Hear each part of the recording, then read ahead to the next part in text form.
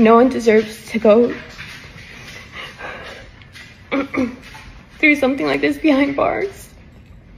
He has lived in Florida for more than half his life and worked for the same construction job for many decades. Every day that goes without him here is a day lost forever. This is about being human, about love, connection, and presence. The one thing he needs the most is the one thing that we're being kept from giving him, which is us. I feel that it would be immoral and inhumane to let a man who is suffering, who is terminally ill, spend what little time he has left in pain and isolation. Please don't let him die in a cell. Please don't let his vital memories be of those of pain and isolation. The American flag stands for compassion, kindness, liberty, and justice for all. We're all human, and today I'm asking for one human act of compassion to please let my dad come home. My vote, again, is to deny the request for conditional medical release. This is Cynthia pleading with a judge for the release of her terminally ill father. In a follow-up video, she would admit, as easy as it would be for me to say that I wasn't thinking when I voted or that I don't watch the news, I had to ask myself the same question that hundreds of you are asking me, is why did I vote the way I did? I feel like I came through some sort of revelation, or like blindfolds were ripped off my eyes. I started seeing things differently. I questioned my beliefs, my choices, and my role in all of it. I started to realize that it wasn't just this one choice I made. It was kind of a accumulation of choices I've been making for years. I feel like living in South Florida, surrounded by Republican voices, I was brainwashed into thinking I was one of them. I fell for the propaganda, the normalization of cruelty, and I believed the lies that gave me a false sense of security and belonging. I was convinced that voting for Trump was for the economy or against crime, when in reality I was supporting a man and a movement that dehumanizes people. He basically built his platform on targeting immigrants, spreading hate, and pushing policies that ultimately broke families apart. I regret my vote so deeply, and if I could go back and change it, I would. My vote wasn't just a mistake, it was the ultimate betrayal of the very people that I come from. that she voted for Donald Trump and now regrets casting her ballot that way. My issue is this. Over the first 100 plus days, when you saw families being separated, loved ones being deported, a 4-year-old with cancer being deported, that didn't strike you at all? I do understand the quote goes, when it hits close to home. I do understand that. But why does it take hitting so close to home for it to matter, and also have a shred of compassion and empathy toward your fellow man? That is the problem I have with so many of these voters who are now coming out saying that they regret it. Good, join the coalition. But will you actually?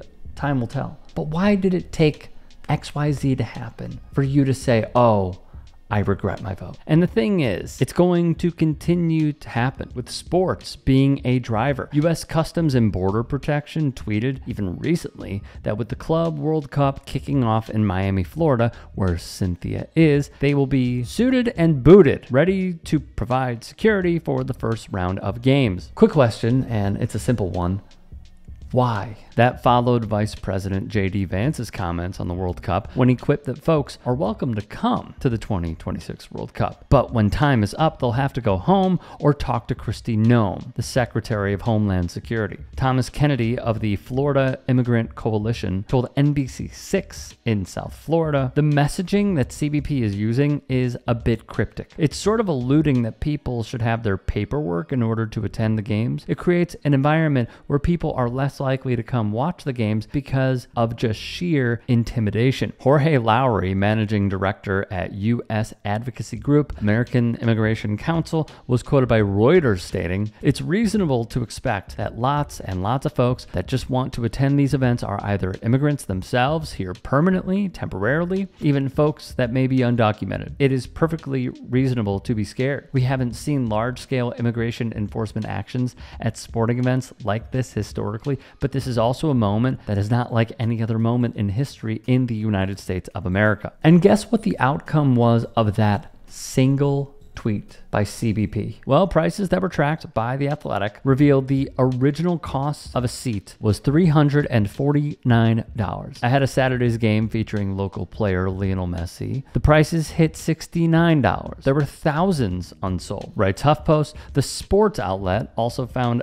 a deal marketed to local college students where 5 tickets could be had for $20, dropping the cost per ticket to just $4. And they say, go woke, go broke. I'm curious, and y'all can leave some comments. What is the inverse of that when it is coming from the federal government and is straight up self-inflicted? One soccer fan named Rafael, who hails from Monterrey but has lived in Southern California, was pumped to go see his favorite club at the Rose Bowl in Pasadena in the FIFA Club World Cup. After CBP's now deleted tweet was sent, he and his wife scrapped their plans and sold their tickets. Out of fear of apprehension or persecution, they chose not to attend. Think about that. Think about where we are at as well.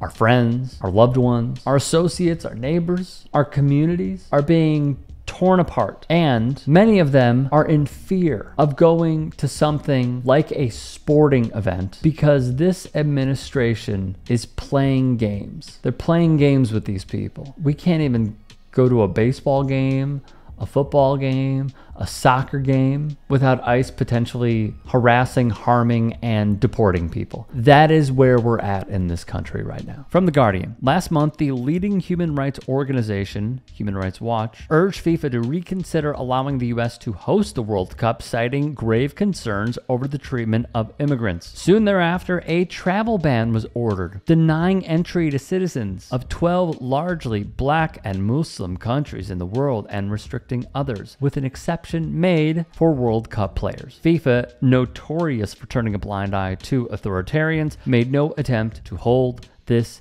administration accountable. By the way, real quick, it should be noted that Gianni Infantino, as we have covered on this channel previously, the head of FIFA, who was supposed to be the reform guy after Sepp Blatter, is the same dude that will not do anything. Because I've heard all of these chatters about, oh, we need to move the World Cup. It can't be in the United States. Yeah, I agree. Here's why it won't happen. He is knees deep in the Trump orbit. He has gone to multiple Trump rallies. He has, according to The Independent, with people they spoke with who are close to Infantino, started even behaving like Trump in their presence. He is in lockstep with the president. He has gone on different trips with the president. So if you think that Gianni Infantino is going to bite the hand that feeds him, you're wrong.